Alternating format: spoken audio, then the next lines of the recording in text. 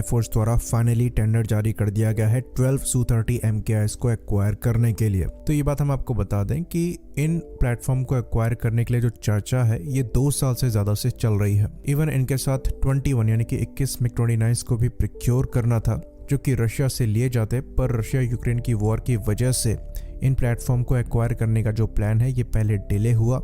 उसके बाद Su-30 MKI को ही लेने की बात चल रही है क्योंकि ये प्लेटफॉर्म इंडिया में ही बनने हैं। हाँ, जो ओरिजिनल इक्विपमेंट मैन्युफैक्चरर है उससे कुछ पार्ट्स लिए जाएंगे, पर मोस्टली एयरक्राफ्ट इंडिया में ही बनाया जाएगा। वहीं पर जो MiG-29 है ये रशिया को इंडिया को सप्लाई करने हैं, तो मोस्ट लाइकली उसको लेकर हम आगे बढ़ेंगे, इसके चांसेस कम है। तो Su-30 MKI का जो प्रोडक्शन है इंडिया में ये फिलहाल के लिए बंद हो चुका है।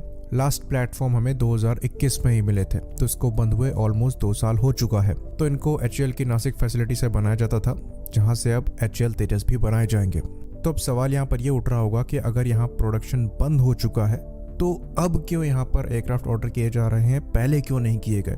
तो एक्चुअली ये प्लेटफॉर्म पहले ऑर्डर किए जा सकते थे, समय पर ना किया जाना हमारी गलती थी। ऑल्दो जो रशिया और यूक्रेन की वॉर है वो भी एक फैक्टर यहाँ पर है, क्योंकि रशिया उस मौके पर पार्ट सप्लाई कर पाता या नहीं कर पाता, इस पर भी सवाल थे। हो सकता है अब ये चीज़ क्लियर रही हो कि रशिया कैपेबल हो गया है जो रिक्वायर्ड पार्ट्स उनको सप्लाई करने के लिए, जिसकी वजह से ऑर्डर के साथ आगे बढ़ा जा रहा है। साथ ही साथ यहाँ पर एक और सवाल उठ रहा होगा कि जब एडिशनल ऑर्डर दिए ही जा रहे हैं तो अपग्रेडेड Su-30 MKIs के क्यों नहीं दिए जाते, जो कि हमें करनी है। इसके अंतर्गत रिपोर्ट भी आ रही थी कि पहले बैच में 84 के अराउंड Su-30 MKIs को अपग्रेड किया ही जाना है। तो बेस्ट यहाँ पर ये होता कि 12 जो लिए जा रहे हैं ये अपग्रेडेड ही होते, ताकि बाद में इनको दोबारा अपग्रेड करने की नौबत ना आती, क्योंकि ब्रांड न्यू ही पार्ट्स इनमें लगने वाले हैं। पर अगर हम इस चीज़ का वेट करेंगे तो यहाँ पर समय काफ़ी ज़्यादा लग जाएगा, क्योंकि ये अपग्रेड इतनी जल्दी नहीं होने वाले हैं। ऑल्दो अपग्रेड को लेकर प्रोसेस चल रहा है, जो मेन रडार है इसको भी बनाया जा रहा है, इसकी भी टेस्टिंग चल रही है, पर कंप्लीट अपग्रेड हम इतनी जल्दी एक्सपेक्ट नहीं कर सकते। कम से कम यहाँ पर 5 से 6 साल का समय लगेगा। तो जो चीज़ हम एक्सपेक्ट कर सकते हैं वो ये है कि जो अपग्रेड हमारे पास अभी अवेलेबल है उनको कम से कम इन प्लेटफॉर्म में हम लगाकर बनाए, ताकि बाद में उनको दोबारा से करना ना पड़े। और यही एयरफोर्स ने डिमांड किया है।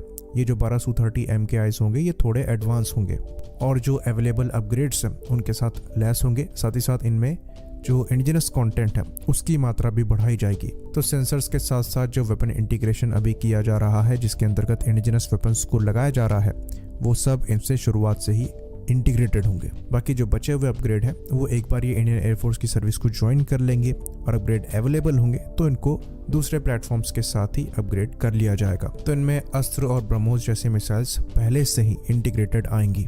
बाकी ये बात हम आपको बता दें कि ये जो 12 Su-30 MKIs लिए जा रहे हैं ये कोई एडिशनल स्क्वाड्रन को फॉर्म नहीं करेंगे, बल्कि जो क्रैश्ड Su-30 MKIs हैं ये उनको रिप्लेस करने का काम करेंगे। तो ओरिजिनली 11 Su-30 MKIs का रिप्लेसमेंट था और जो 12th Su-30 MKI है ये टेस्टिंग वगैरह के लिए इस्तेमाल किया जाना था। हाल ही में एक और Su-30 MKI क्रैश हुआ था, जो कि हम जानते हैं मिराज 2000 के साथ कोलाइड कर गया था। पर फिर भी जो नंबर हैं ये 12 ही रखे गए हैं, 13 नहीं रखे गए हैं। मोस्ट लाइकली ये इसलिए हो सकता है क्योंकि जो प्रोडक्शन कैपेसिटी है ये 12 एयरक्राफ्ट पर ईयर की है। तो ये एयरक्राफ्ट अभी भी हमारी एयरफोर्स की बैकबोन है। सबसे बड़े नंबर में हम इन प्लेटफॉर्म को ऑपरेट करते हैं, जो कि 270 के अप्रॉक्स पहुंचते हैं। ये प्लेटफॉर्म हमारे लिए इंपॉर्टेंट इसलिए भी है क्योंकि ग्राउंड अटैक रोल में स्पेसिफिकली ये बहुत कारगर साबित होंगे। हैवी पेलोड को कैरी करने में सक्षम है, ब्रह्मोस जैसी मिसाइल को फिलहाल ये फायर करने में सक्षम है। फ्यूचर में लॉन्ग रेंज की क्रूज मिसाइल्स को भी फायर कर पाएंगे और एंटी रेडिएशन मिसाइल्स को भी कैरी करके फायर करने में सक्षम होंगे, जो कि आजकल के 4.5 जनरेशन प्लेटफॉर्म भी नहीं कर सकते। यूजुअली ये काम बॉम्बर्स द्वारा किया जाता है, पर यह प्लेटफॉर्म इतना बड़ा है कि ये वो रोल भी परफॉर्म कर सकता है। तो फ्यूचर में ये हमारे प्राइमरी फ्रंटलाइन फाइटर नहीं होंगे, ऑल्दो फ्रंटलाइन फाइटर होंगे, पर प्राइमरी रोल इनके पास नहीं होगा। ये रफाल और MRFA के अंतर्गत जो भी प्लेटफॉर्म लेंगे हम उनको दे दिया जाएगा। तेजस मार्क 2 और AMC जैसे फाइटर टेक ओवर कर लेंगे, लेकिन फिर भी इस प्लेटफॉर्म का जो रेलेवेंस है ये इंडियन एयरफोर्स में काफ़ी ज़्यादा रहेगा। तो अगर आप पैरेलल ड्रॉ करना चाहें तो आप USAF में F-15 के साथ इसका पैरेलल ड्रॉ कर सकते हैं, जो कि एक पुराना फाइटर है, बड़ा है, स्टेल्दी नहीं है, लेकिन फिर भी उनके एडवांस वर्जन्स को लिया जा रहा है क्योंकि ये इनके नेक्स्ट जनरेशन स्टेल्थ फाइटर्स के कॉम्बिनेशन में काफ़ी ज़्यादा घातक साबित होंगे किसी भी बड़ी वॉर में। और सेम चीज़ हमारे Su-30 MKIs भी फ्यूचर में हमारे लिए करेंगे। और अभी ये कम से कम 2 दशक और इंडियन एयरफोर्स को सर्व करने वाले हैं।